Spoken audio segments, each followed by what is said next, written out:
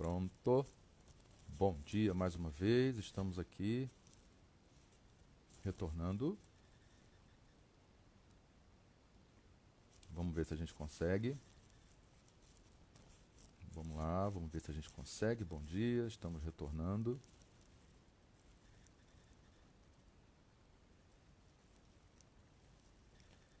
Vamos ver aqui se o nosso amigo Adriano consegue retornar agora. Vamos lá. Mando ele aqui.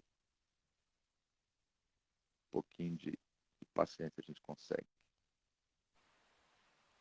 Opa! Opa, e Agora, aí? agora acho que O- vai. Agora melhorou.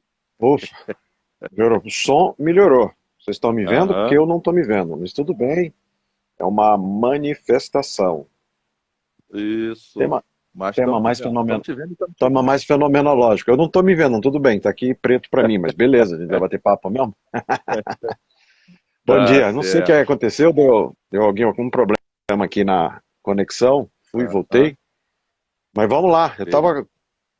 A gente estava começando a bater papo sobre a psicopato, né? Isso. Quando Exato. caiu, eu ia comentar o seguinte, eu acho até que eu não estava te vendo, te escutando, não sabia se você estava, mas eu ia te dizer o seguinte, que eu ia fazer, ia não, vou fazer uma Sim, abordagem pouco ortodoxa. sei. O que que é uma abordagem pouco ortodoxa? Esse tema, Uhum. é assim, uma abordagem ortodoxa, tradicional, é aquele que vai fazer toda a tradição clássica da psicopatologia. Aliás, o tema da psicopatologia já é um tema complicado, né? Se a gente colocar isso numa roda, de fenomenologia, até mesmo de psicanálise ou de outras, se for humanista, então, invariavelmente vai ter muita gente torcendo o nariz, né, e até usando um discurso que eu diria que já é um discurso relativamente tradicional, tentando relativizar ou até mesmo deixar de lado a questão, né? Sim, E sim. isso eu acho até um pouco problemático, até porque aliena toda a tradição e todo o legado do pensamento fenomenológico. Mas uma abordagem ortodoxa seria aquela que falaria da psicopatologia da forma, vamos dizer, tradicional, né? A gente estaria Sim, falando aí dos sim. componentes de diagnóstico, das estruturações em síndromes, fazendo todo um discurso em torno de saúde mental, né, de sofrimento, etc. Eu prefiro uma abordagem pouco ortodoxa. Né? O ortodoxo a gente vai encontrar nos manuais. Você tem aí dois grandes textos. Você comentou do meu texto. Eu acho que eu sou o único que tem efetivamente um texto publicado em português que fale especificamente sobre Uhum. uma problematização em torno da psicopatologia fenomenológica, o que é muito curioso e, diga-se de passagem, já abriria o nosso debate. Por que essa curiosidade toda, né? Acho que sou um. Mas a gente poderia, por exemplo, eu poderia estar citando aqui o clássico texto do Serban Ionesco, 14 abordagens em psicopatologia. 14, né? Olha só. E aonde ele coloca a fenomenológica como uma das 14. Isso seria uma perspectiva, vamos dizer, ortodoxa, tradicional. Tem uma historicidade, tem uma construção, tem uma particularidade, né? Eu queria eu queria inverter um pouco a discussão para uma abordagem que eu vou chamar de pouco ortodoxa, que é o seguinte: vamos tentar sair de um discurso totalizante. Primeira coisa, vamos tentar sair dessa coisa do definir como um grande macrocampo separado das outras coisas. Né? O discurso totalizante é aquele que retira, né, da realidade a questão. E a segunda coisa vamos analisar a polissemia do termo, né? Sei que você gosta desse negócio da polissemia, né? Vai te dar aí uma sede, né? Mas vamos analisar a polissemia. E aí a minha proposta é a seguinte: ao invés de falar propriamente de uma psicopatologia fenomenológica, que seria uma abordagem tradicional, ortodoxa, digamos assim, seria melhor a gente falar de uma fenomenologia da psicopatologia. Que tal? Né? Acho que a gente podia ir por aí, né? Porque, assim, eu estou tentando problematizar aqui o seguinte: eu levantaria aí uns 6, 7 pontos para a gente trabalhar com essa questão, que eu acho que são nevrálgicas, que a gente não pode deixar escapar. Né? Por isso que eu estou chamando de uma abordagem pouco ortodoxa. né? Uhum. Nunca escrevi isso, não. Isso está mais nas nossas discussões e Uhum. esses papos são sempre legais porque, invariavelmente, eles clarificam novamente o campo, né? Sim, sim. Quando eu digo vamos falar de uma fenomenologia da psicopatologia, a primeira coisa que eu estou dizendo é, sim, precisamos tocar no assunto. A gente já comentou aqui em Uhum. outros momentos que a gente precisa botar o dedo na ferida, né? Não dá para a Uhum. gente relativizar a temática e simplesmente deixá-la de lado, dizendo assim, não, psicopatologia só serve para rotular, só serve para estigmatizar. Ok, tem Uhum. esse elemento, é verdade. Mas também a gente não pode perder de vista que existem sim alterações comportamentais, existem sim sofrimentos embutidos de formas bastante diferenciadas, né? E existe sim a necessidade da gente ter o acolhimento, isso em políticas públicas, em contextos de saúde, né? E para tudo, só para a gente pensar na clínica, né? Quer dizer, Uhum. fazer uma fenomenologia da psicopatologia para começo de conversa, só para pensar na nossa clínica usual, cotidiana, nosso consultório, né? Será que eu Uhum. posso ter o mesmo aporte, posição, treinamento, técnica, intervenção com um paciente depressivo episódico para um depressivo crônico, ou um depressivo Uhum. e um transtorno obsessivo compulsivo, né? Então, assim, acho que logo de cara a gente tem que tocar o dedo na ferida. Precisamos conversar sobre semiologia. Precisamos conversar Uhum. sobre psicopatologia, sim. Acho que esse é o primeiro grande desafio. E fazer uma fenomenologia da psicopatologia significa, em primeiro lugar, coloca pingos nos is, né? Vamos delimitar. Uhum. Acho que essa é a primeira Uhum. coisa, né? Eu falei antes de 7 pontos, acabei de introduzir mais um, tá?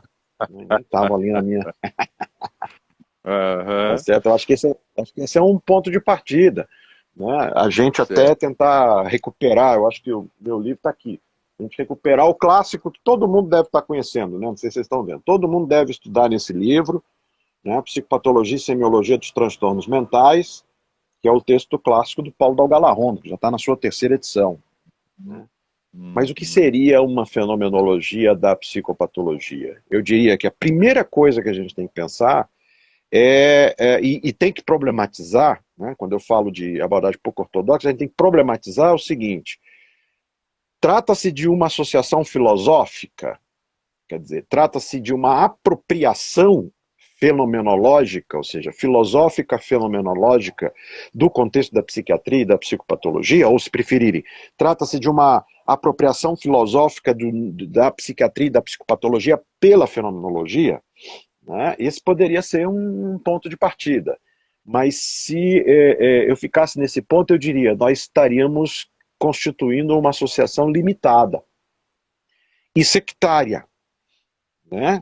Quem marca o nascimento da psicopatologia fenomenológica é o nosso queridíssimo Karl Jaspers, num texto de 1911, 1912, que, aliás, nós traduzimos, está publicado, está traduzido na nossa revista, está publicado, pode procurar no Google, né, que é a Direção da Pesquisa Fenomenológica em Psicopatologia. É um texto que vai dar origem a uma discussão que ele vai desenvolver de uma forma brilhante na sua grande, uma das suas chefs-d'œuvre, que é o famoso Psicopatologia Geral, né? Então, Karl Jaspers marca o nascimento desse campo quando ele constrói de uma forma muito singular a necessidade de olhar para o fenômeno psicopatológico sob dois grandes prismas, né?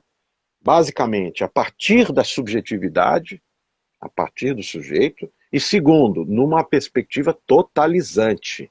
Ou seja, ele não elimina o biológico, não elimina o social, não elimina o histórico, não elimina o subjetivo, né? Então, eu acho que esse aqui é um ponto de partida fundamental para a gente começar a conversa, porque depois vai ter uma série de discussões, não é isso? Lembremos aqui de Binswanger e Minkowski como dois grandes nomes da psicopatologia fenomenológica contemporânea, que vão, de certa maneira, fazer proposições diferenciadas à questão do Jaspers. Eu começaria por aí, concorda comigo? Concordo, acho que é um ótimo começo. Eu acho que o que você falou é o primeiro alerta em relação a uma abordagem, né, pouco ortodoxa, né, que você chamou de pouco ortodoxa. Uhum. da psicopatologia, eu diria que já é condição, já é uma espécie de preparação, de certa forma, para o que você está trazendo em relação aos incômodos de Jaspers, né? Em relação aos dois Uhum. prismas que ele traz. Né? Porque é justamente é, é, poder olhar de uma forma um pouco crítica para esse caráter de campo, que eu acho que já Uhum. traz Uhum. consigo também uma questão da própria cientificação do olhar para a psicopatologia, né? Ou seja, Sim. esse caráter cientificizante que, de certa forma, restringe, delimita em campos Uhum. específicos, tudo bem? Então, assim, a Uhum. ciência psicopatológica, nessa perspectiva, acaba, de certa forma, já nascendo sobre um preceito separatista, né? Olhar para a psicopatologia não é olhar para o caráter antropológico, não é olhar para o caráter Uhum. sociológico, não é, né? Destitui, de certa forma, em alguma medida, destitui um pouco esse caráter de historicidade, tudo bem? Uhum. E quando eu falo que a impressão que eu tenho é que quando você traz essa proposta, você já prepara terreno justamente para essa incursão inicial de Jasper, né, que vai abrindo caminho para, né, para Minkowicz, para Bock, para Binswanger, é justamente o resgate do caráter intencional, não é? É Uhum. justamente o Uhum. caráter Uhum. intencional, o caráter de mundo da vida, do vivido, né, da experiência humana, né, Exatamente. infinitas, nas suas infinitas manifestações cotidianas, dentre elas no chamado comportamento, pensamento, atitude, né, supostamente Uhum. desviante. Então, eu Uhum. acho que quando você traz essa proposta inicial, me parece já exatamente uma situação importante do nosso âmbito de um olhar fenomenológico para essa questão. O que você acha? Exatamente, acho que essa é a primeira coisa fundamental, né? Eu até coloco isso naquele texto que você mencionou. Uma das características centrais do pensamento fenomenológico na psicopatologia é exatamente um caráter crítico a esses modelos que são, vamos dizer, limitantes e que fundamentalmente, basicamente a gente está fazendo aí uma crítica que todo mundo vai, obviamente, apoiar, que é uma crítica a uma apropriação mais organicista, né? Ou se preferir, a uma identificação do caráter da experiência psicopatológica apenas com conteúdos fisiológicos, né, físicos. E aí a primeira coisa que vai brotar dessa discussão é uma perspectiva crítica a esses modelos que são limitantes, que são limitados. Né? E segunda coisa, que é exatamente isso que você está trazendo, uma consequência, vamos dizer, natural da intencionalidade, né? Aliás, essa é uma posição fantástica para a gente discutir fenomenologia, quer dizer, há um caráter inalienável da radicalização da intencionalidade, ou se preferir, a própria radicalização do Epoquet, que é o advento do sujeito, que é o advento não de um sujeito-objeto, mas de um sujeito mergulhado na vida, né? Mergulhado nesse mundo da vida. Né? Então, acho que essa é a primeira coisa que o Jaspers vai chamar a atenção. Eu não posso abandonar esse caráter, o caráter do legado das grandes ciências, estamos aí fazendo uma quebra com os grandes modelos vamos dizer, os grandes modelos alienistas, né, típicos da Europa dos séculos 17 e 18, né, o modelo do alienismo tradicional, principalmente os dois grandes modelos de psicopatologia que vão se construir na Europa nessa época, que é o modelo alemão e o modelo francês. Né, e depois, no terceiro momento, a gente vai ter aí uma contribuição de autores ingleses. Mas essa é a primeira coisa, o resgate da subjetividade. Mas aí, quando eu falo de novo que eu estou querendo fazer uma abordagem um pouco ortodoxa, é para a gente não cair na velha esfera da constituição de modelos separatistas. Portanto, eu trabalho com fenomenologia e, portanto, eu não vou trabalhar com o modelo do DSM. Bom, isso é incompatível, porque, no fim das contas, o objeto é o mesmo. O objeto é o sujeito que se manifesta no mundo, acho que a expressão é essa, que se apresenta e se manifesta no mundo a partir ou através da sua vida, vou usar uma expressão do Minkowski, que é uma vida que se apresenta a partir da morbidade. Né? Ou seja, tem um texto do Minkowski chamado Para Além do Racionalismo Mórbido. Há uma racionalidade mórbida, mórbida no sentido de que ele sim apresenta uma alteração em relação a uma normalidade, voltamos àquela discussão clínica que a gente trabalhou anteriormente, temos que falar de normalidade, temos que falar de normatização, não tem como fugir dessa esfera, mas tem um caráter importantíssimo, né? E aí, de novo, eu volto para a não ortodoxia. Não podemos identificar a psicopatologia fenomenológica como uma autonomia de conteúdo, como se fosse uma nova proposta. Ela é, na verdade, uma continuidade da psicopatologia tradicional, ela é, na verdade, uma ampliação da psicopatologia tradicional, que nasce numa proposição muito singela do Jaspers. Quem lê a primeira parte o primeiro capítulo do primeiro volume do Jaspers vai ver que ele vai propor uma distinção que é dada por nosso querido filósofo Wilhelm Dilthey entre compreensão versus explicação. Né? Então ele vai dizer, olha, uma psicopatologia fenomenológica ela é totalizante na medida em que eu vou procurar acolher o máximo de dados possíveis para construir uma estrutura compreensiva com respeito àquele sujeito, o que me dá uma liberdade de pensar a multiplicidade das manifestações do sujeito, inclusive dentro de estruturas que a gente hoje chamaria de estruturas sindrômicas. Então eu posso falar de uma manifestação depressiva, eu posso falar de uma expressão obsessiva, né? E os grandes autores posteriores, aí estamos falando já da década de 30 em diante, vão trabalhar exatamente nessa direção. Então, eu estou querendo marcar aqui de primeira, é que eu não posso simplesmente me apoiar na psicopatologia fenomenológica como ela fosse uma mera corrente, né, nova de pensamento, né? Senão a gente não estaria fazendo muito do que durante muito tempo a gente tentou discutir ou dialogar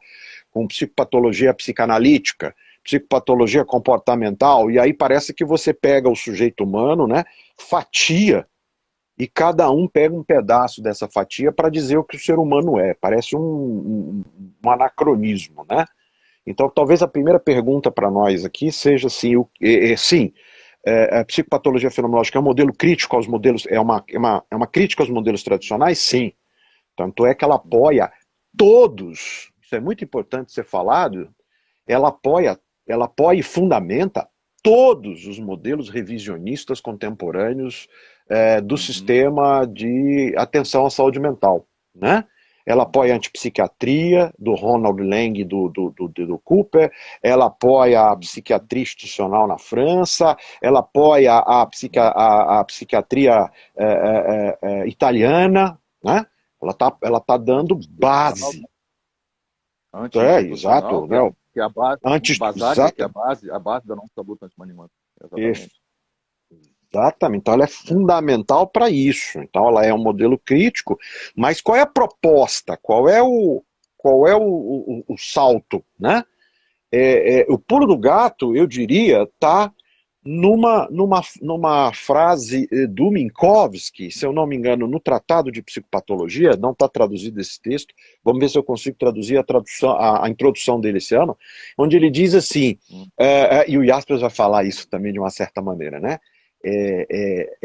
Se trata em fazer narrativa. O Jaspers que vai dizer assim: vamos fazer narrativas em primeira pessoa. E quando ele diz vamos fazer narrativa em primeira pessoa, o que ele está dizendo? Ele está convidando o paciente psiquiátrico a falar. Ou seja, ele devolve para o sujeito o seu próprio poder de fala. Né? Isso é fantástico, isso é lindo, porque você imagina que estamos em 1912. Você tem todo aquele modelo tradicional que todo mundo conhece, com aquelas grandes representações dos asilos, dos hospícios, dos trancafiados e, portanto, dos alienados, e você tem um psiquiatra que diz assim, olha, eu não só devo devolver a fala, como eu preciso da fala do paciente. Ou seja, ele desloca o centro de poder da figura do terapeuta ou da figura do psiquiatra e devolve, né, dialoga, dilui junto com o sujeito da sua própria experiência. De certa forma, ele está dizendo algo como: o sujeito da experiência psicopatológica é quem efetivamente está sendo atravessado por essa experiência. Ninguém melhor do que ele para me dizer sobre isso. E aí que o Minkowski vai dizer: uma psicopatologia fenomenológica é uma psicopatologia construída a duas vozes. Olha que bonitinho. É muito fofinho isso, né? A duas vozes. Que bonito. Psiquiatra e o paciente. Percebe? Então, acho que essa é a primeira coisa. A narrativa em primeira pessoa, e aspas, uma psiquiatria a duas vozes, né? Que é o que permite recuperar alguns dos elementos que a psiquiatria tradicional da época não dava atenção, que são temas caros para nós. Experiência, vivência, né? Sensação, percepção. Né? Psiquiatria tradicional vai pegar tudo isso, sensação, percepção, motivação, volição, juízo, pensamento, todos esses elementos como se apenas pelo seu caráter mórbido e apenas pelo seu caráter objetal. Fenomenologia recoloca, reposiciona esses elementos dentro do caráter da experiência do sujeito. É o que o Basaglia vai propor com a psiquiatria institucional, né? Dizer, olha, nós não vamos só abrir os manicômios, né? Nós vamos devolver a cidadania para esses sujeitos. E a cidadania começa a ser devolvida por Jaspers quando ele devolve a voz. Né? E ao devolver a voz para o sujeito, o que ele recupera? Aquilo que nos é muito caro, questões de sentido, questões de significado. Né? Eu passo a olhar para aquele sujeito como um sujeito de uma experiência singular. Né? Mas é uma experiência singular dentro de um escopo de generalidade. Ou seja, eu tenho uma manifestação depressiva que é dada por um sujeito singular que se apresenta na sua depressividade de uma maneira muito particular. E é ali que eu vou atuar. Isso eu acho fantástico, porque isso me dá uma liberdade de ação. Eu acho que a maioria dos psiquiatras não percebem isso. Isso me dá uma liberdade de ação e uma liberdade de apropriação do fenômeno da psicopatologia, né, que me permite, por exemplo, fazer poesia, utilizar a música como recurso, né, e até mesmo né, a medicação, né, a terapia verbal. Eu acho isso fantástico, né? O que você acha? Eu adorei isso que você falou dessa construção de um lugar de mais liberdade, viu? Por parte do terapeuta, por parte do profissional. Eu acho muito interessante, porque quando você fala isso, Adriano, não sei como que você... Vê se você vê assim também, vê se você compreende. Porque eu tenho a sensação que, na verdade, a gente acaba sucumbindo historicamente né, nessa compreensão, às vezes, mais endurecida, né? Mais cientificizante e endurecida, às vezes, há um certo lugar de poder que aprisiona, assim, Uhum. nessa condição de decifrador, né, do que a gente poderia chamar de causalidade, das relações de causa entre os aspectos, sejam eles intrínsecos ou extrínsecos, né, que, portanto, aí numa espécie de cadeia causal de causa-efeito, né, de modo dualístico, de modo separatista, né, acaba, vamos dizer assim, trazendo para o âmbito de uma possibilidade buscada naquele momento, que é o que você resgatou lindamente com Dilthey. É muito bom fazer essa articulação com a problematização de Dilthey, a historicidade, a hermenêutica dilthaniana, de um caráter explicativo, né? Ou seja, esse Uhum. profissional como o agente proporcionador do desvelamento da relação de causalidade explicativa desse comportamento, né? E isso eu vejo, sim, como um lugar um lugar de aprisionamento, sabe? De pouca Sim, liberdade. sem E aí, dúvida, sem dúvida. quando você traz essa dimensão das duas vozes, né? De uma espécie de reaproximação dessa experiência vivida por seu caráter efetivamente vivido, né? Por seu caráter efetivamente existencial, realmente uma construção de liberdade, é uma construção de uma dinâmica, né? Ali, eu diria, mais integral, inclusive, quando você fala da dimensão né, do todo, da totalidade.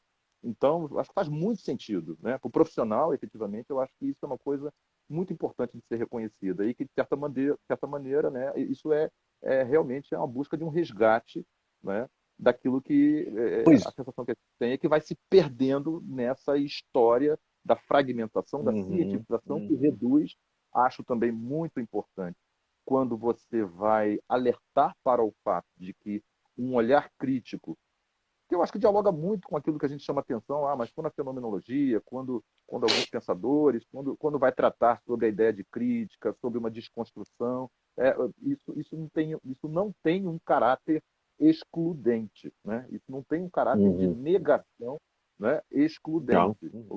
A desconstrução Uhum. é justamente o que você falou, o resgate do caráter fenomenológico da psicopatologia é o resgate de um caráter de amplificação dessa experiência, né? Olha aí, você vai gostar agora, de reidratação daquilo que se desidratou, se enxugou, se reduziu historicamente a essa dimensão da explicação, né? Então é assim, eu Sim, vejo sim, sim. Eu acho que um resgate de e- resgate de esse, liberdade.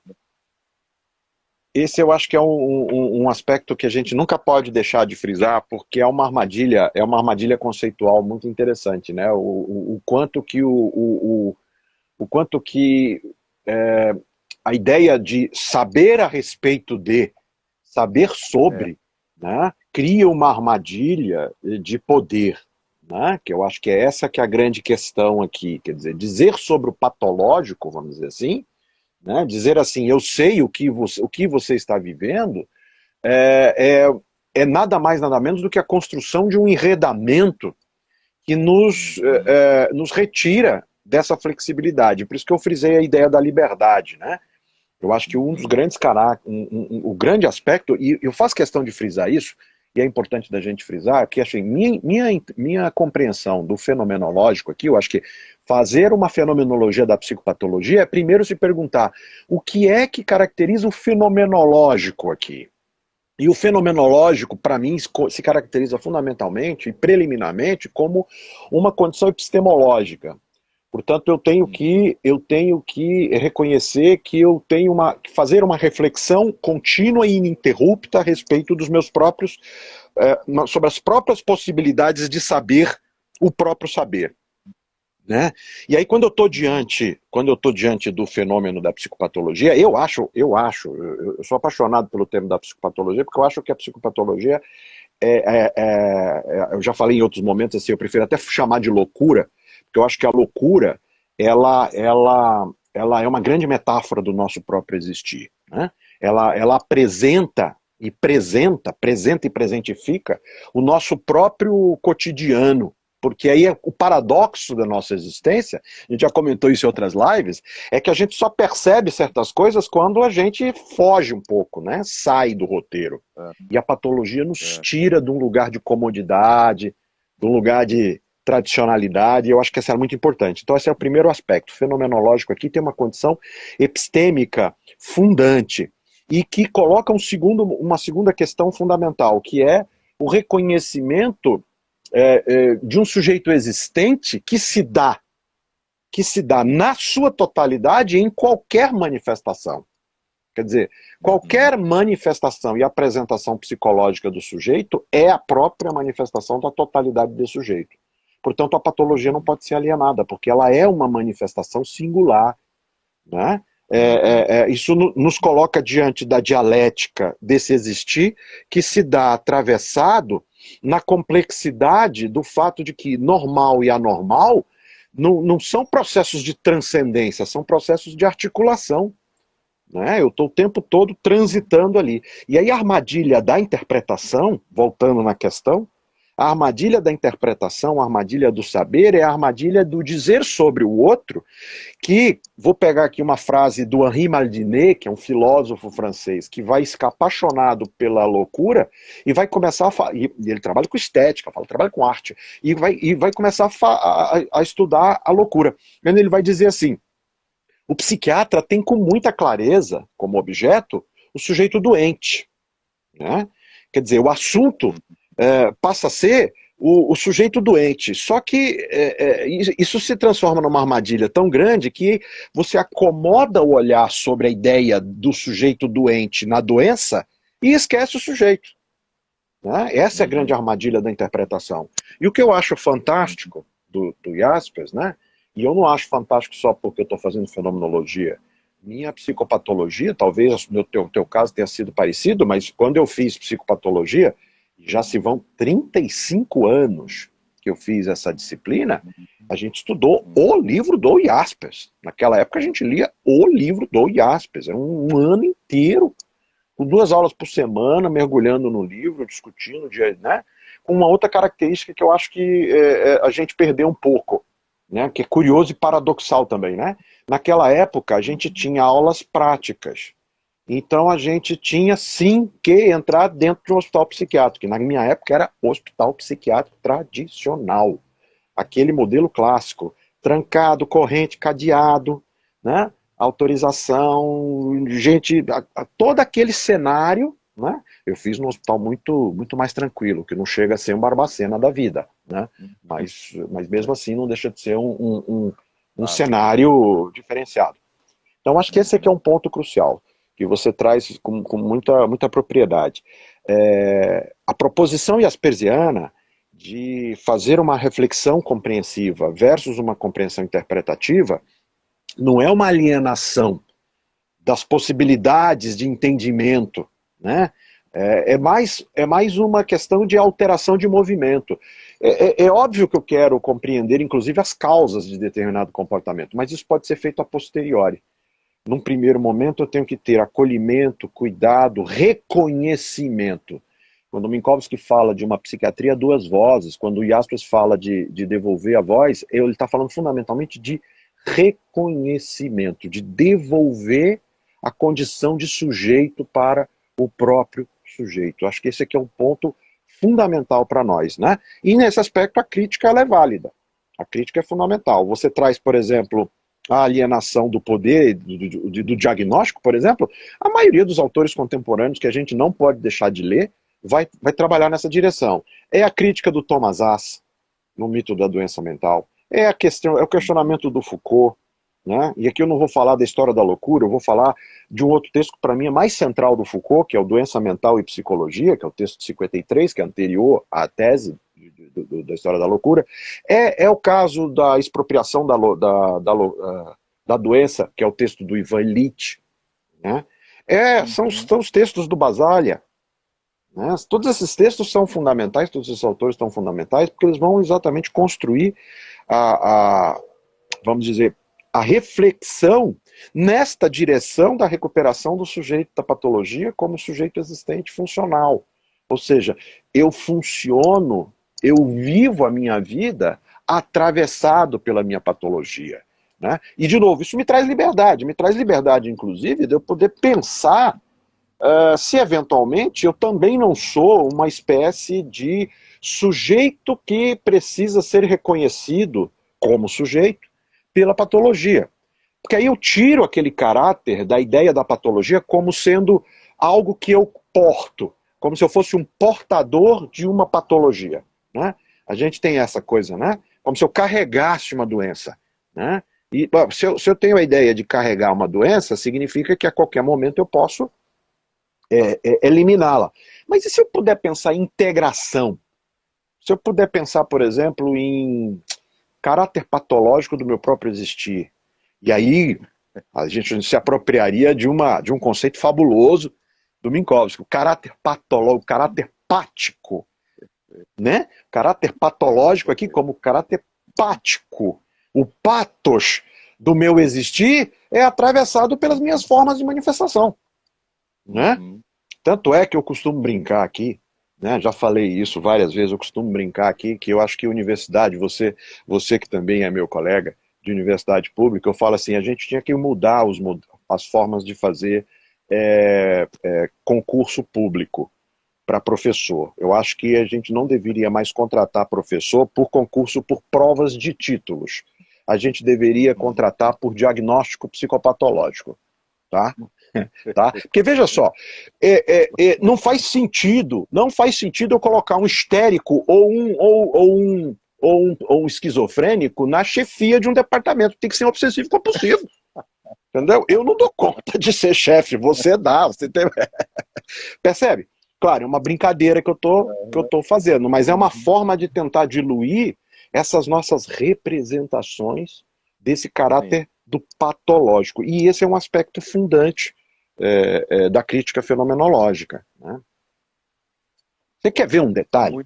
Você quer ver um autor fenomenológico? Vou dizer um autor fenomenológico aqui, que ninguém coloca ele no rol dos autores fenomenológicos. Vou dizer um livro fenomenológico e um autor fenomenológico. Posso falar?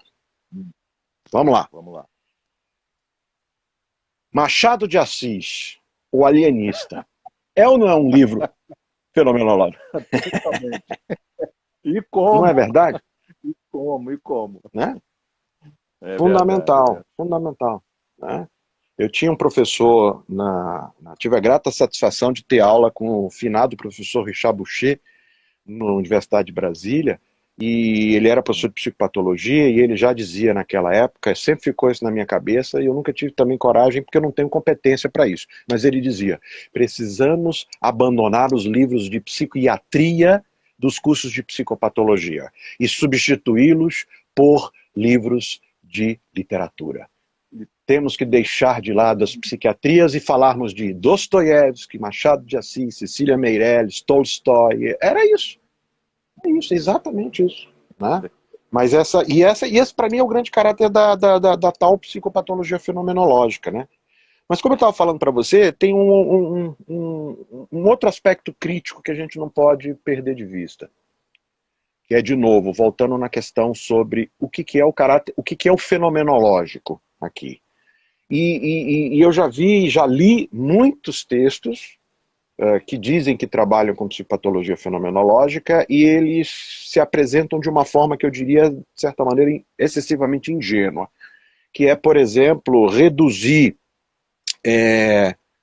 a experiência do sujeito, ou reduzir a ideia de subjetividade, que, convenhamos, é uma ideia bastante ampla, né, com aspectos muito pontuais da experiência do sujeito. Então é reduzir, por exemplo, subjetividade com percepção ou subjetividade com consciência, né? E eu acho que o caráter do fenomenológico é, paradoxalmente, tanto focar na experiência quanto o reconhecimento de que essa experiência é uma amplitude. Ou seja, a experiência do sujeito é atravessada por sua cultura, por sua historicidade, por sua temporalidade, por sua espacialidade, né?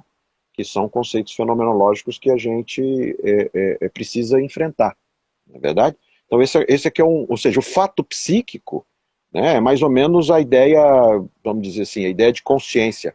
O fato psíquico, ele é dado nessa complexidade, né? E aí a gente precisa ser crítico o suficiente para se perguntar, será que esta coisa legal, bonita que a gente está concordando, de devolver a voz para o sujeito, permite o reconhecimento da complexidade dessa experiência, né?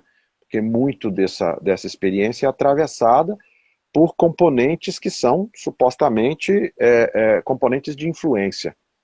Então o caráter fenomenológico aqui significa a reposicionamento, a recolocação do sujeito, volta na tua questão lá, diante do seu mundo da vida. Diante das suas relações afetivas, diante das suas projeções de futuro, estamos falando de expectativas, né? Estamos falando de quanto de sofrimento a gente não tem. Vamos pegar o caráter agora, o caráter da pandemia. Quantos de sofrimento a gente não construiu, única e exclusivamente pela frustração de um projeto de vida que a gente tinha feito, né? Eu planejei fazer uma viagem para o exterior, morreu essa viagem, estamos parados em casa 5 meses. Ou eu tinha me programado para fazer um novo trabalho, parou também por conta e assim sucessivamente, né? Quanto de sofrimento, né? Quanto de patologização não é construído pela própria alienação desse projetar-se no mundo. Quer dizer, olha, é o sujeito no mundo, né? É a forma como o sujeito se localiza nesse mundo. Daí uma das obras brilhantes, maravilhosas, um dos grandes ensaios de psicopatologia fenomenológica, é aquele clássico livro que nós temos traduzido para o português, do Vandenberg, né? Do Jan Hendrik Vandenberg, o paciente psiquiátrico, aquela análise de caso fantástica, né? De um paciente em Amsterdã, né? Fantástico aquele caso. É um grande tratado, né?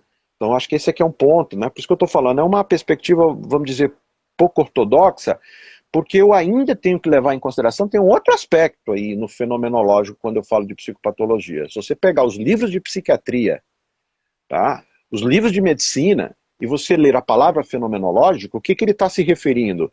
Ele está se referindo ao olhar do clínico, que é um contraponto ao olhar terapêutico. Então, o que é o fenomenológico? O que é uma psicopatologia? O que é o fenomenológico aqui? É o que caracteriza uma psicopatologia clínica, ou seja, é o olhar que é dirigido para o sujeito e que neste dirigir-se reconhece, né, o caráter do patológico. E é o olhar que dá, portanto, é o olhar que dá o diagnóstico. Né? Agora, não podemos esquecer, diagnóstico para Jaspers é aquela anamnese monstruosa de 4 páginas que a gente tinha há 30 anos atrás que ninguém mais faz. Lembra disso? É aquele conjunto de perguntas que o cara esmiuça a vida inteira do sujeito. Né? Vira o sujeito pelo avesso, né? Para tentar construir um cenário. Quantos de nós hoje tem aí 2 horas para fazer uma entrevista com o paciente? Não tem. Ou 2 entrevistas de 2 horas para fazer? Não tem. Né? As entrevistas são de 15 minutos, você diz tais e tais sintomas, juntou 2 mais 2, coloca lá no DSM e já designou a síndrome. Isso não é diagnóstico. Isso não é diagnóstico. Né? Então, esse é um ponto nevrálgico para a gente pensar a psicopatologia. Né? E um último detalhe, bem crítico, né? Que a gente já comentou assim, en passant. Fazer uma psicopatologia fenomenológica significa a afirmação ou a negação do caráter do patológico? Ou seja, como é que fica a variabilidade? Né? Acho que esse aqui é um ponto central para a gente pensar, por exemplo, relações de existência. Não é verdade? O que você acha disso? Olha, eu acho que realmente a gente vai ter que fazer outra live, viu? Eu acho que vai ter que ter capítulo 2, porque eu acho que é tanta coisa importante, Adriano, é tanta Hum, coisa importante, até mesmo, eu diria que assim, a importância da gente conseguir também ressituar essa postura que hegemonicamente se tem no nosso tempo, como você falou, da falta de tempo, inclusive para ter uhum, uma uhum, escuta mais demorada para aspectos que possam ajudar a constituir coletivamente um quadro mais amplo de compreensão do que se apresenta, é falar também de um tempo, né, de uma contemporaneidade, né, onde isso não uhum, se coloca mais como possibilidade. Né? Então, assim, o uhum, próprio, o próprio caráter também histórico, hermenêutico, né, de mundo da vida, fenomenológico, do que acontece e de como que hoje se de certa forma, prioriza e se hegemoniza essa compreensão mais reducionista que você falou, me parece uhum, fundamental. Né? E aí eu acho que quando você traz realmente a importância, né, de que a gente tivesse mais arte, poesia e literatura para efeito de compreensão do comportamento humano. Isso me lembra também, isso me lembra Boss, quando o Boss vai falar sobre isso nesse sentido uhum, de um caráter, o caráter de uma condição privativa, né, o caráter privativo da ideia de ser doente, né? Ou seja, do caráter certo. privativo, né, de uma condição de saúde. Né? E aí eu acho que Uhum, esse é o primeiro ponto no que diz respeito ao resgate dessa dimensão dialógica inevitável que pensar psicopatologia é pensar a estruturação de doença histórica e pensar isso é pensar a própria condição de saúde que proporciona essa reflexão. Né? Bem como também, eu diria que o próprio que você, quando você fala sobre essa reinserção, né, sobre essa reaproximação do sujeito na sua dimensão existencial, a partir da sua fala, e o seu caráter, como você falou, a própria questão da passionalidade, né, da passione, da paixão, do patos, né?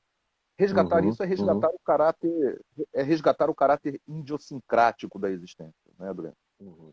É resgatar o caráter paradoxal da existência, né? Sim. É resgatar o caráter da irredutibilidade da existência aos ditames da racionalidade que explica de modo determinativo e causalístico linear os comportamentos. né? Então, no fundo, me parece que isso é realmente um reposicionamento, mas acontece que é uma espécie de reposicionamento que vai um pouco na contramão da história, né? É um Sim, vai na reposicionamento, contramão, né? Né? mas é aquela Dessa velha história, historicidade né? que Mas a você... gente, Né? se a gente perde esse caráter de reposicionamento, né, a gente perde o Sem próprio dúvida, caráter de dinamicidade da perfeito, existência, como diz o... Se a correto. gente não tiver a ousadia de ir de algum momento contra, né, a gente é omisso e, portanto, é copartícipe. Já dizia o velho Perfeito. poeta, né? Numa sociedade em que todos fogem, aquele que caminha na É, direção contrária parece estar fugindo.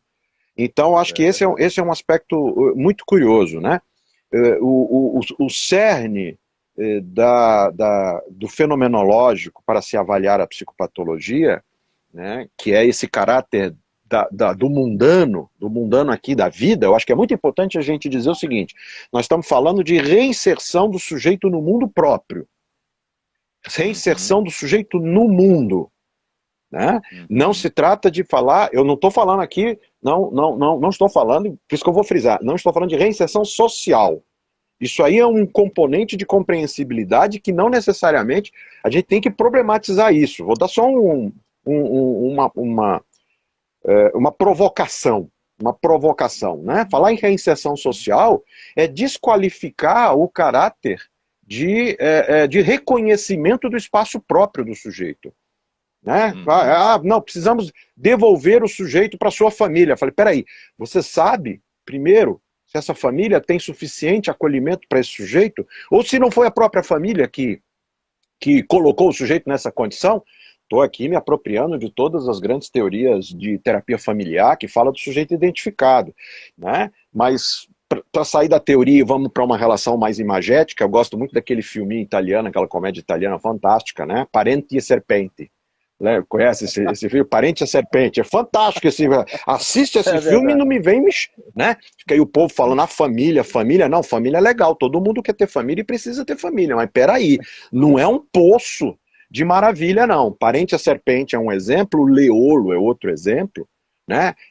Festa de Família, esse já é um filme mais pesado. Aquele dinamarquês, aquele já é um negócio mais pancada. Mas só isso para problematizar a ideia de que, veja, eu não tô falando de reinserção social, estou falando de recolocação do sujeito no mundo da vida. E aí o caráter fenomenológico da análise se expressa muito bem na análise, por exemplo, contemporânea que o Byung-Chul Han fez agora, muito recentemente. Vocês devem ter lido, boa parte de vocês devem ter lido parte dos livros dele, quando ele fala que o que caracteriza a modernidade, isso antes da pandemia, olha que legal, o que caracteriza a, a modernidade, ao contrário do que era a deficiência, porque quando você pensa em psicopatologia, você pensa em deficiência, você pensa em falta, Uhum, né? Você pensa em uhum. alguma coisa que você precisa modificar. O que ele está dizendo é, o que vai caracterizar a sociedade moderna, né, o que é o caráter pático e patológico da sociedade moderna, é o excesso de positividade. É isso que a gente está vivendo hoje. Nós estamos trabalhando 5 vezes mais, nós estamos 10 vezes mais conectados. Ou seja, nós estamos mais ansiosos, nós estamos mais mobilizados, né? É o que o Alain Ehrenberg, né, um filósofo francês, vai trabalhar com isso. Quer dizer, nós estamos criando uma sociedade onde a doença pode até vir a ser entendida como anormalidade. Né? Opa! Observa não é? Pensa nisso. Vamos pensar nos discursos, os discursos de empreendedorismo, os discursos de crescimento, de ganhos, os discursos dos coaches, o que é? Né? É o discurso de positividade. Vamos, lucro, beleza. E você não percebe que você entra numa roda viva, né? Somos nós estamos. Será que, Você deve estar, será, você deve estar será que atolado você de chegou trabalho a... na universidade, né? Ou e Né? como, rapaz? Cinco vezes mais, eu nem sei se dá conta. Mas será que você não Pois é. está trazendo agora aí, você não está trazendo claramente o discurso de Arthur Tatorcian com a normalidade patológica? Uhum. Por que não? Por que não? Eu acho que a gente tem que tocar nesse assunto, a gente tem que tocar na ferida. Uhum. Sim, eu defendo abertamente uma normalidade patológica, ou se preferir, uma patologia da normalidade. Como Exato, preferir, a gente perfeito. pode fazer aí brincadeira com as palavras do jeito que quiser. Mas o que eu quero é discriminar o caráter pático de certas experiências. E isso ajuda, inclusive, o sujeito a se localizar, né? Veja, um dos aspectos mais centrais, principalmente em pacientes crônicos, vamos pensar no depressivo crônico, vamos pensar num bipolar crônico, vamos pensar no esquizofrênico crônico. Um dos aspectos mais centrais da terapêutica do sujeito é quando ele começa a se reconhecer naquele lugar. Porque ele começa a se identificar, ele mesmo começa a dizer para você como terapeuta, olha doutor, eu tô começando a me perceber ansioso, não é assim? Eu estou começando a perceber que eu estou deprimindo, não é assim? E isso é um caráter extremamente saudável do sujeito. Falei, beleza, isso significa que você está se localizando no mundo através e a partir da sua própria experiência apática. Isso eu acho fantástico. Então, eu sou plenamente favorável ao reconhecimento e à naturalização do caráter patológico. Olha que legal. Para a gente não se perder da normalidade. Você está acompanhando o horário aí, que eu me perdi aqui no horário, com aquelas quedas todas, eu não sei, só para a gente não... Não, a gente tem 10 minutos, temos 10 minutos. Beleza, então 10 minutos. Então vamos tentar amarrar um pouquinho, né? Vamos lá. Vou voltar para o caráter ortodoxo, uma psicopatologia fenomenológica. Sob seus pontos de vista ortodoxo, é aquela que é construída pelos grandes nomes do século passado, basicamente é o grande tripé. Karl Jaspers, Ludwig Binswanger e Eugene Minkowski. Esses são os três grandes, é o tripé. Desse tripé você abre. Então tem um aspecto central aí. E curioso, o Jaspers escreve isso, primeiro parágrafo do livro. A psiquiatria é a disciplina técnica. Isso acho lindo. A ciência é a psicopatologia. E a ciência psicopatológica nasce fenomenológica. Esse é o primeiro aspecto. Temos que deixar isso muito claro. Tá? Esse é o caráter ortodoxo. Desse tripé de três autores, você tem aí uma miríade de outros autores fabulosos. Erwin Strauss, Victor Emil von Gebsattel, você tem... aliás, Foucault, pouca gente sabe disso, Foucault na década de 50, frequentou todos os hospitais suíços clássicos, né? Kreuzlingen, que era dirigido pelo Binswanger, Münsterlingen, que era dirigido pelo Roland Kuhn, né? Roland Kuhn, outro autor, Roland Kuhn é um autor importantíssimo, ele é o responsável pela descoberta da imipramina, né? Que é hoje é o melhor antidepressivo que nós temos até hoje. O Foucault circula por esses autores todos fenomenológicos para poder construir a sua tese da história da loucura. Esse é um aspecto importante. Então esse é o primeiro aporte. Segundo aporte, psicopatologia fenomenológica recupera as relações de significado, devolvendo a fala e a posição de sujeito para o próprio sujeito da patologia. Dilui a situação de poder do psiquiatra em relação a esses pacientes. Essa é uma característica que pouca gente desconhece. Todos os psiquiatras, psicopatólogos fenomenológicos viviam dentro dos hospitais psiquiátricos junto com seus pacientes. Pegar as fotos de Roland Kuhn, Erwin Strauss e o Binswanger morava dentro do hospital. A casa do Binswanger era do lado do mesmo onde dormiam os pacientes. Então ele literalmente, né, era atravessado por toda aquela experiência. Não é uma metáfora. Nós não estamos falando do psiquiatra que vai dar um plantão de 2 horas, 3 horas, 4 horas e vai embora, não. Estamos falando do sujeito que verdadeiramente mergulha nessa condição. Né? Então esse é um outro aspecto que traz de volta a questão do mundo da vida. Eu acho que esse é um outro ponto. Adriano, você não estaria falando exatamente daquilo que é o que justamente esses autores buscam resgatar, que é o caráter antropológico dessa experiência da loucura, não é? A chamada antropofenomenologia, não seria exatamente isso? Perfeito, seria exatamente isso. Você trouxe aí, a gente não tinha falado disso, é verdade. Todos esses autores resgatam esse caráter antropológico. Aliás, a gente precisava recuperar essa discussão antropológica, né? Quem é o sujeito? Quem é o sujeito? Essa é a pergunta central quando você fala em antropologia. Quem é aquele sujeito? Isso, todos eles fazem uma antropofenomenologia, perfeitamente, perfeitamente. Vocês podem ver isso nos textos do Binswanger, né? Em todos, no Boss, né? Perfeito. Perfeito, perfeito. É. Justamente isso, né? Porque é o resgate desse caráter subjetivo, nessa compreensão mais ampla, é o resgate do caráter subjetivo desse sujeito reduzido a uma condição, né, mais objetificada a partir das suas relações de causa e efeito de elementos extrínsecos e intrínsecos, destituídos, portanto, de mundo da vida, de ser no mundo, do caráter de existencialidade do seu existir, que se capilariza nas suas microações cotidianas, dentre elas Uhum.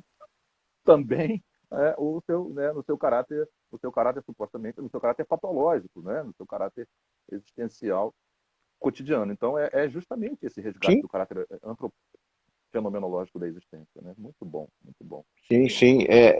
Como você falou, como você resgatou o Tatossian, é recuperar a posição do sujeito dito doente, né, no seu contexto. Ou se uma expressão bem, bem fenomenológica, é reconhecer o sujeito em situação. Esse é um Perfeito, aspecto fundamental, em situação, perfeito, né? Que eu acho que é perfeito. uma representação que a gente precisava recuperar. Eu acho que é por aí, né? Mas você tem razão, já abriu aqui um monte de coisa, de repente a gente pode pensar em um outro elemento para um outro momento. Tá? Uhum. Tô só olhando aqui para a gente não perder o fio da Sim, não, temporalidade. claro, claro, Né? claro, claro.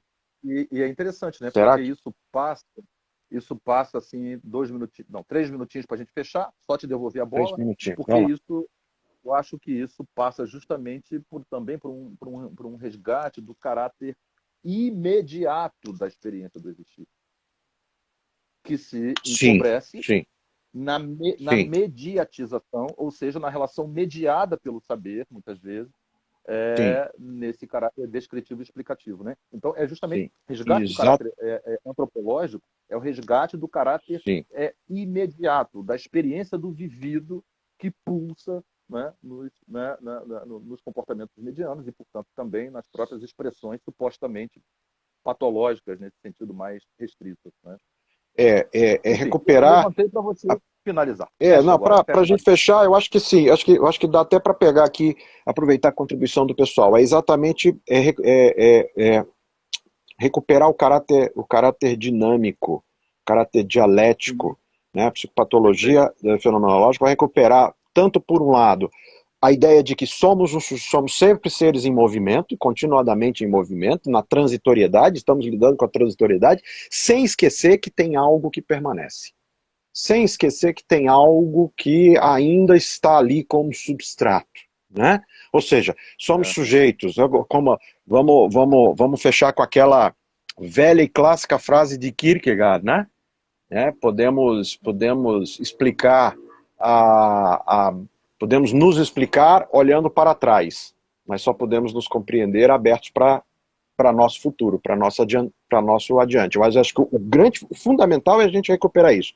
É um caráter dinâmico de movimento, somos transitoriedade, mas tem algo que permanece que a gente não pode esquecer. Somos seres biológicos, somos seres históricos, somos seres sociais, somos seres de constituição de representação, mas como é que isso como é que se interage em contexto e em situação? Acho que é por aí.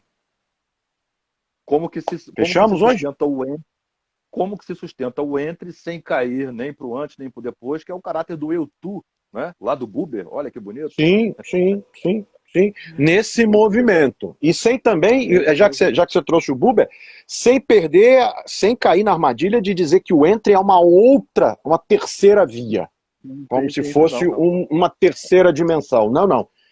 Não, É a não. complexidade. Opa, isso dá outro bate-papo, ó. Dá Já vou outro. anotar aqui. Anota aí, porque eu acho que a gente vai ter que já voltar Maravilha, nisso. Meu querido, maravilha. grande abraço. Mais um ótimo Grande abraço, papo. querido. Obrigado. Vamos Obrigado a gravar você, essa obrigado a agora, hein? todos. Isso. Vamos lá. Agora eu estou pronto aqui. Grande abraço, Adriano. Tchau, tchau, Até a querido. semana que Tchau, vem. Um gente. abração. Tchau, tchau.